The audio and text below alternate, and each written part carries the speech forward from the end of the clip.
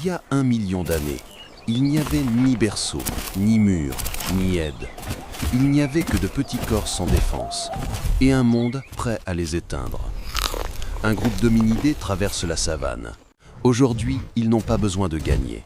Ils doivent seulement ramener les jeunes. Survivre n'est pas une bataille. C'est une promesse silencieuse faite à ceux qui ne peuvent pas encore se défendre seuls. Chaque pas est calculé, chaque regard est un message, chaque souffle est retenu quand il le faut. Arrête-toi une seconde, regarde la ligne des hautes herbes. C'est là que naît souvent le danger, sans bruit, sans avertissement. Un seul mauvais mouvement et tout se termine.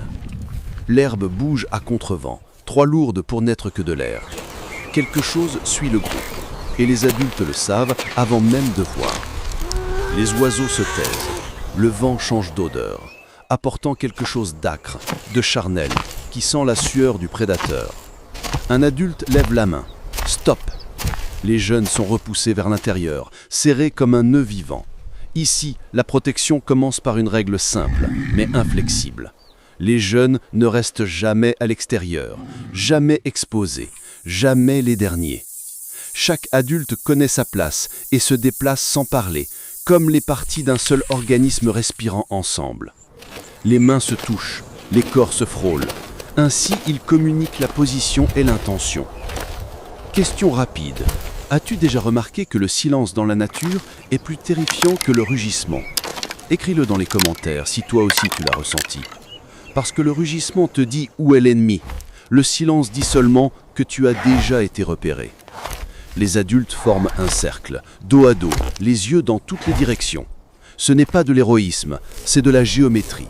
Si le prédateur tente d'attaquer, il doit choisir une cible protégée par deux autres. Et souvent, ce doute suffit à le faire hésiter.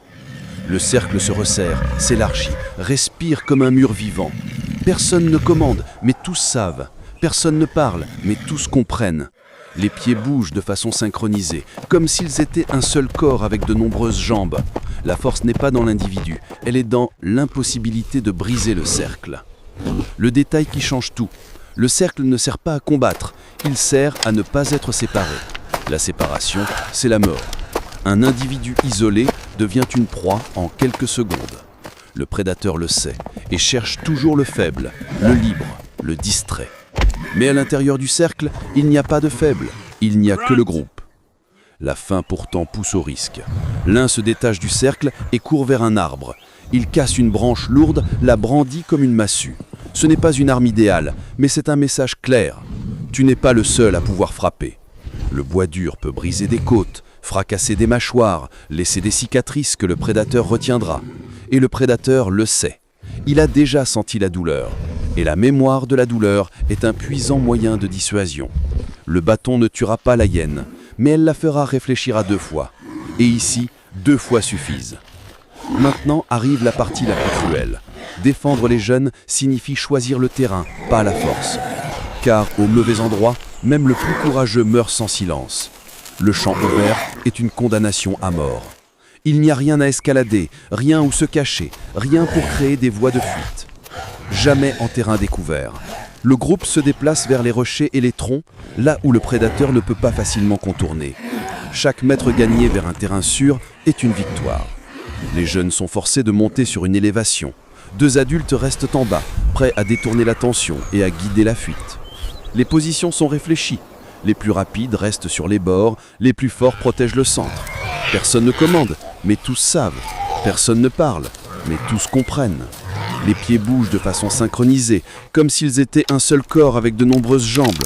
La force n'est pas dans l'individu, elle est dans l'impossibilité de briser le cercle. Le détail qui change tout. Le cercle ne sert pas à combattre, il sert à ne pas être séparé. La séparation, c'est la mort. Un individu isolé devient une proie en quelques secondes.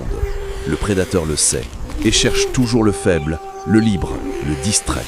Mais à l'intérieur du cercle, il n'y a pas de faible, il n'y a que le groupe. La faim pourtant pousse au risque. L'un se détache du cercle et court vers un arbre. Il casse une branche lourde, la brandit comme une massue. Ce n'est pas une arme idéale, mais c'est un message clair. Tu n'es pas le seul à pouvoir frapper. Le bois dur peut briser des côtes, fracasser des mâchoires, laisser des cicatrices que le prédateur retiendra. Et le prédateur le sait, il a déjà senti la douleur, et la mémoire de la douleur est un puissant moyen de dissuasion.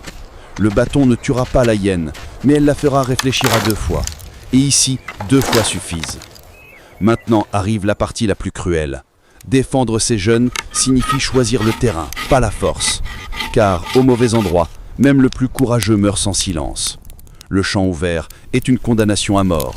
Il n'y a rien à escalader, rien où se cacher, rien pour créer des voies de fuite. Jamais en terrain découvert. Le groupe se déplace vers les rochers et les troncs, là où le prédateur ne peut pas facilement contourner. Chaque mètre gagné vers un terrain sûr est une victoire. Les jeunes sont forcés de monter sur une élévation. 2 adultes restent en bas, prêts à détourner l'attention et à guider la fuite. Les positions sont réfléchies.